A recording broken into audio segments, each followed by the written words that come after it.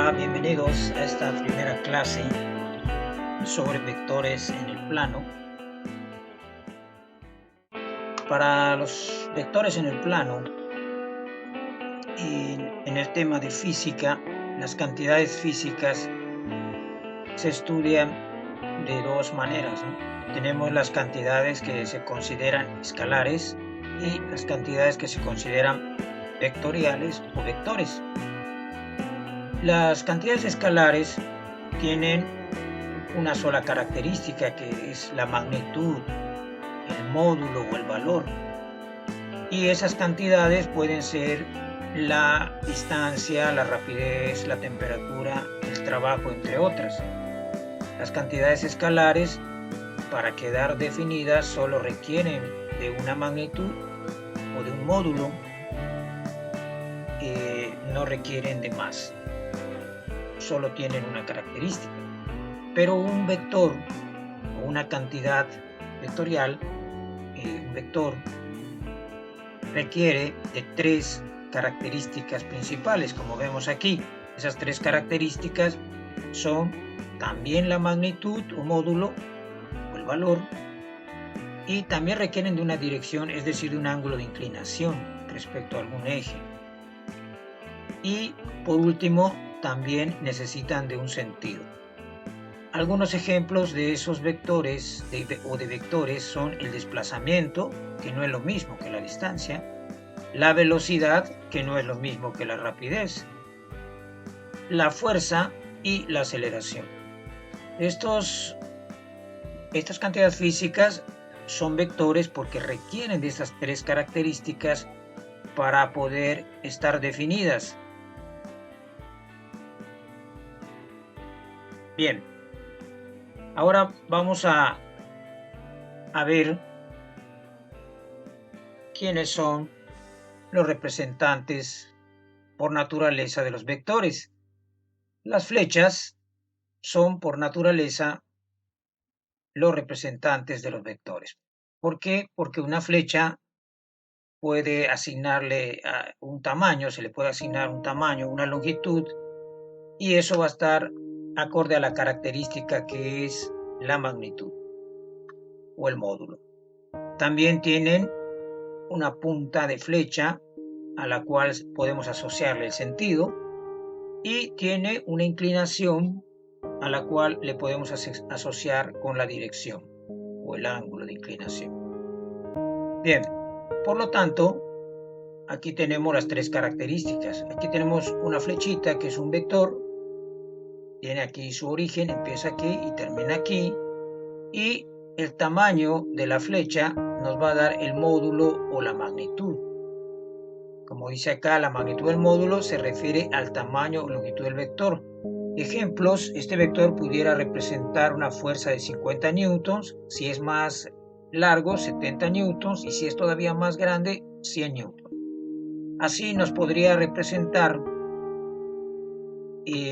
un desplazamiento cuya magnitud sería 20 metros, 60 metros, si es más grande, o una velocidad como 50 metros por segundo, o si es 4 veces más grande ese vector sería 200 metros por segundo la magnitud del vector. Entonces, la magnitud del módulo está asociado al tamaño o a la longitud del vector. La dirección, como dijimos, se asocia a la inclinación o al ángulo respecto a un eje. Podemos trazar una línea imaginaria como esta que está en color rojo, y respecto a un eje horizontal o a un eje vertical podemos dar un ángulo, y eso será la dirección del vector. Puede ser 60 grados respecto a X, o en otra forma de darlo pudiera ser 30 grados respecto a Y. Entonces se refiere al ángulo de inclinación que forma la línea que pasa sobre el vector, se le conoce como línea de acción, que está en color rojo aquí punteada. Aquí hay un ejemplo, 20 grados respecto al eje X positivo. También se puede dar usando las coordenadas norte, sur, este, oeste. En este caso 50 grados noroeste quiere decir que empiezo a medir desde el oeste y me dirijo hacia el norte 50 grados. Y por último el sentido, pues lo va a dar la punta de la flecha. Y de esta manera, pues los representantes naturales de los vectores, pues son las flechas, porque tienen todas las características que están asociadas a una magnitud física como es un vector.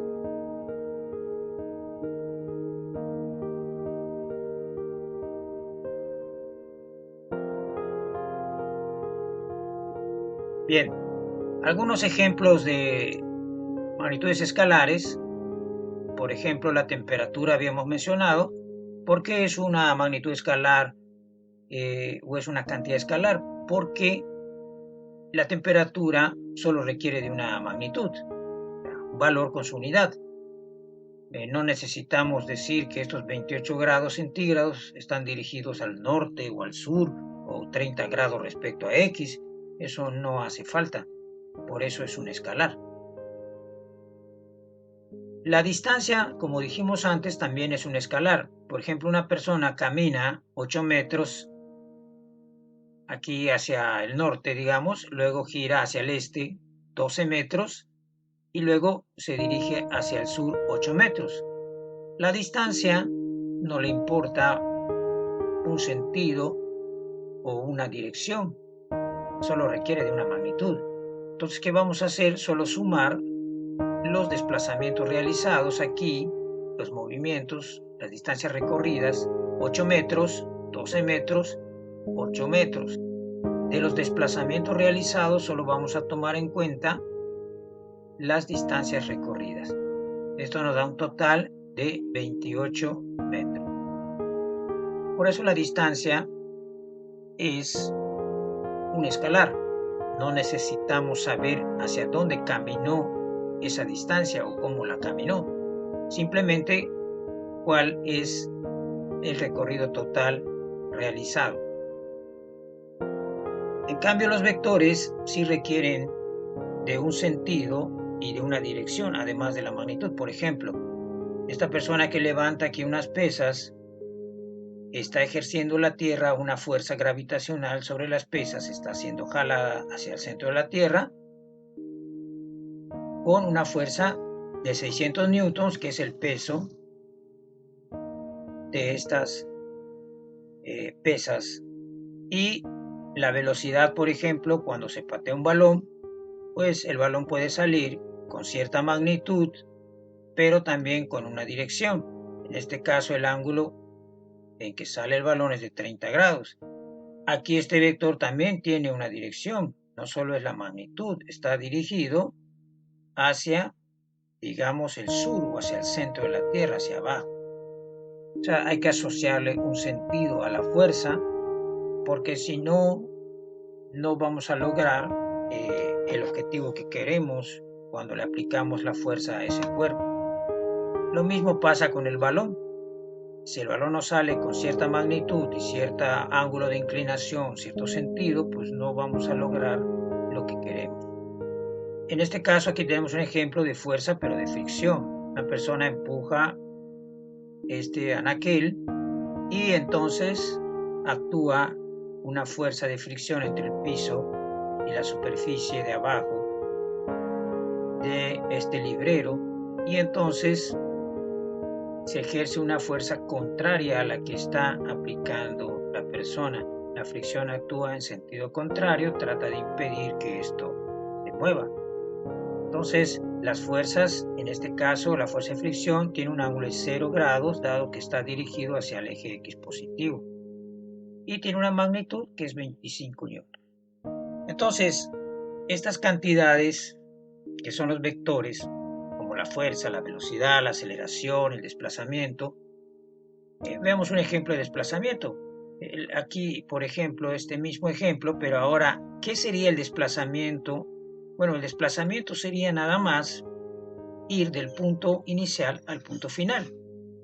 ¿Sí? Ya no me interesa el recorrido que hace la persona, sino solo el vector que va del inicio hasta el final. Es este que está en color aquí azul, Como ven, el desplazamiento sería solo de 12 metros, aunque la persona haya caminado 8 metros al norte, 12 metros al este, 8 metros al sur. Su desplazamiento en realidad es pasar del punto A al punto B, que es el punto final. Y entonces su desplazamiento sería 12 metros, porque es la distancia que hay de aquí a acá al este, es decir, hacia el eje X positivo. Bien, este sería nuestro vector de desplazamiento.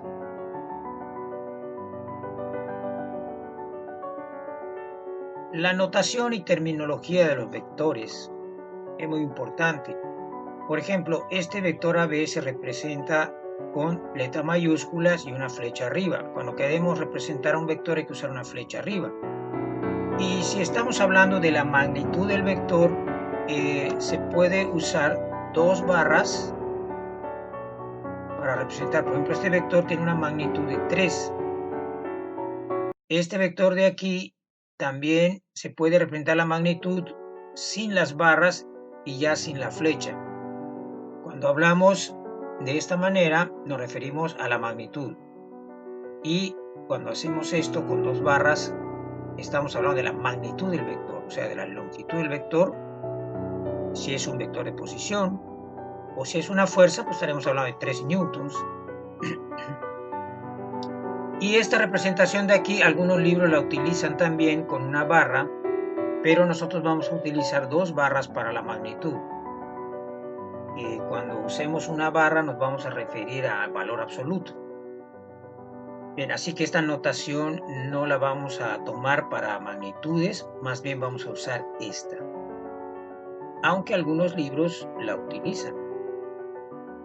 Bien, el vector AB, fíjense acá, estos tres vectores, cuatro vectores que están acá, tienen la misma inclinación, es decir, la misma dirección, el mismo ángulo de inclinación. Si trazáramos unos ejes aquí X, veríamos que todos tienen el mismo ángulo. Pero algunos tienen el mismo tamaño, otros no tienen el mismo tamaño y el mismo sentido. Por ejemplo, este vector y este tienen la misma magnitud porque tienen el mismo tamaño, tienen la misma dirección. De hecho, todos tienen la misma dirección porque todos tienen la misma inclinación. Pero este vector tiene un sentido contrario, es decir, va hacia abajo. Este vector de aquí tiene el mismo sentido, pero no tiene el mismo tamaño, no tiene la misma magnitud. 3 medios es 1.5, quiere decir que este vector es 1.5 veces más grande que este. Y por último, este vector no tiene el mismo sentido que este, por eso va contrario, pero además es un cuarto del tamaño de este, es más pequeño, aunque tiene la misma dirección que este vector. O sea, este vector tiene la misma dirección, pero no tiene la misma magnitud ni el mismo sentido que este. ¿Cómo se suman vectores? Bueno, los vectores se suman a través de un método gráfico conocido como el método del paralelogramo, que consiste en lo siguiente. Si yo quiero sumar dos vectores, hay que mover paralelamente un vector al extremo del segundo. Por ejemplo, yo agarro el vector AC y lo muevo paralelamente en el extremo del vector AB. Pasaría más o menos como esta línea punteada. Y muevo este vector ahora AB al extremo del otro vector, del primer vector, que es AC.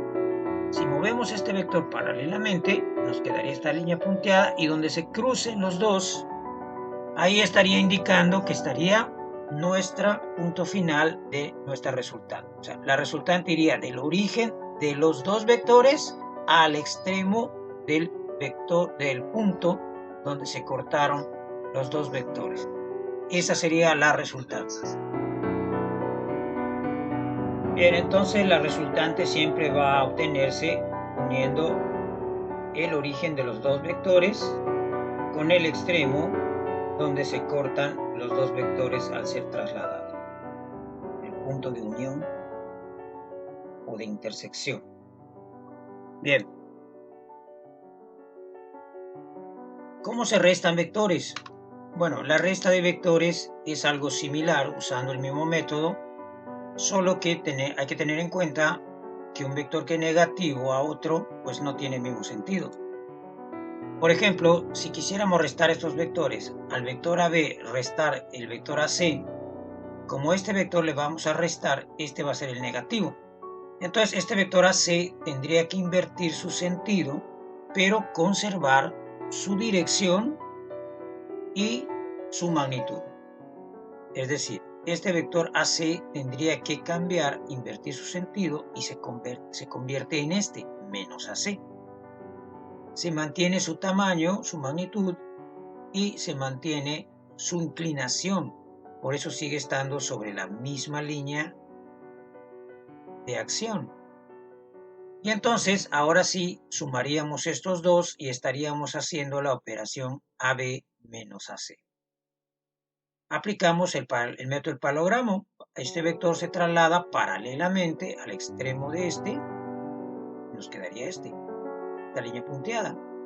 Y ahora el vector AB se mueve paralelamente y nos quedaría esta línea punteada y se intersectan en este punto. Por lo tanto, la resultante o el resultado de la resta sería este vector que está en color amarillo, aquí, que iría o empezaría en el origen de los dos vectores hacia el punto de intersección de los vectores trasladados paralelamente. Por cierto, cuando un vector se traslada paralelamente, a esa propiedad se le conoce como la propiedad del vector libre. Un vector es libre de trasladarse paralelamente hacia otro lado, no pasa nada, es algo que se puede hacer.